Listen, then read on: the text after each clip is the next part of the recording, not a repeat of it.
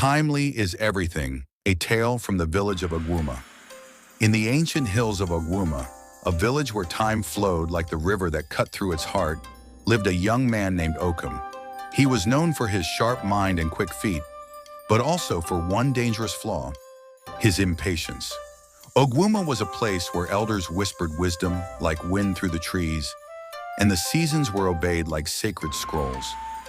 Planting happened when the moon signaled it. Harvest waited for the sun's smile. Even marriage, they said, had its time, when hearts, not just bodies, were ripe. But Okum, the only son of a skilled blacksmith, often found these rhythms too slow. "Why wait," he would mutter, "when I can forge my own path quicker?" He wanted his father's anvil, his own farm, and a wife, all before his 20th birthday.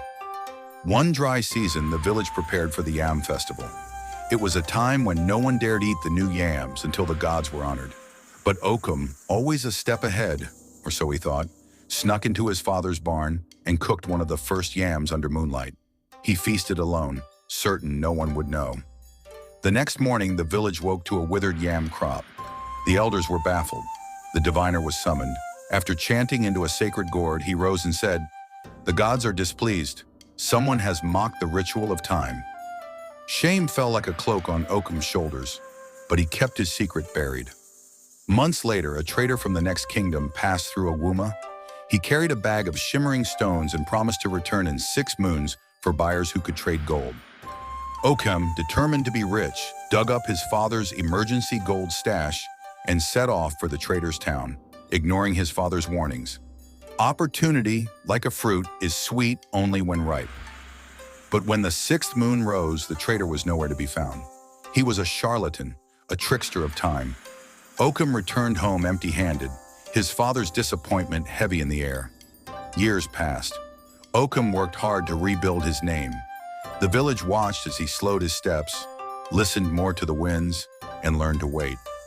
When the next Yam Festival came, Okum fasted 3 days, offered the first yam to the gods, and knelt before the elders.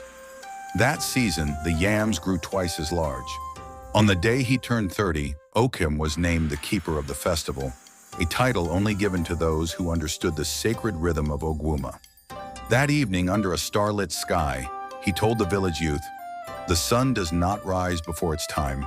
Neither should we rush what must unfold. Had I waited, I would have gained without loss. Remember, children, timely is everything." And so, in Ogwuma, his story became a proverb, spoken whenever someone tried to rush life's seasons. A yam that boils too soon burns the tongue, but one that waits feeds the soul. Thanks for watching, and if you found this impressive, like and subscribe as we unfold another episode tomorrow.